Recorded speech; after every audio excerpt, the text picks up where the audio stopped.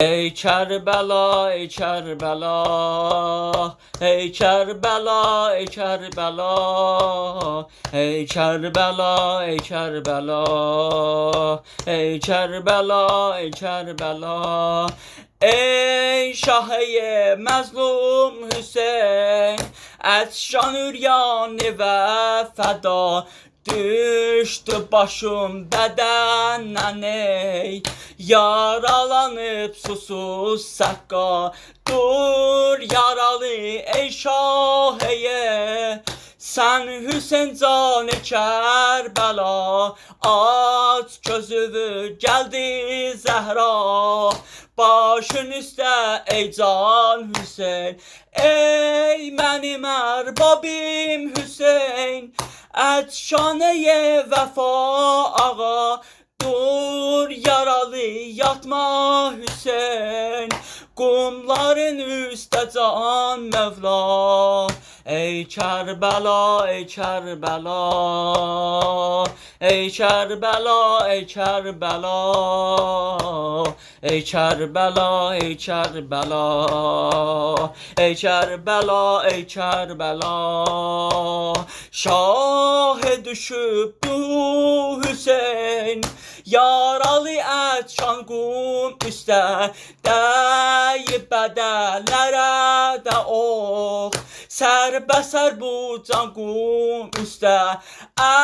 Et şandı Hüseyin ağa, yoktu bedenin yaresi. Çoxdu düşmən vurubdu ox, sayılmayıb bu yarəsi. Ey teşnələb Hüseyin Mevla, aç gözü və qurbanəm mən.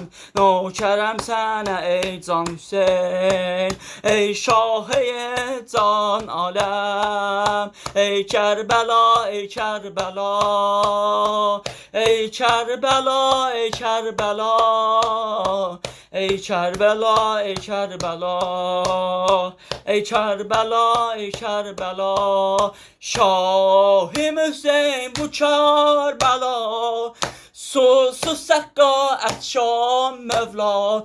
Düştü nehale rügeye, olmadı derdine deva. Ohladılar kuş varesi, ey yaralı susuz Mevla. Et şan düşüp yaralı can, deyir her aya gel ata. Ey eşkimin serveri sen, et şaneye vefa Hüseyin. Sen Kerbela olduzunun paresi sen ey ya Hüseyin. Kerbela, Kerbela, Kerbela, Kerbela, Kerbela, Kerbela, Kerbela, Kerbela.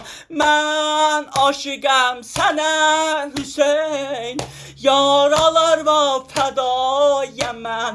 Teşte canı ve kurbanım, sana aşıkam can Hüseyin. Ey benim erbabim Hüseyin, et şanı kum üstte yatma.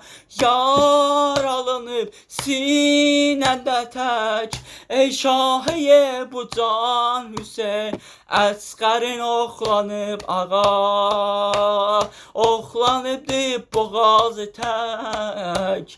Səpdin qoya göyət eşki, qoydu məzara balanı.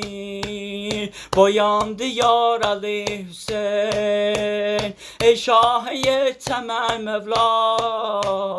Sənə aləm fəda Hüseyin, ey teşnələb Hüseyin ağa.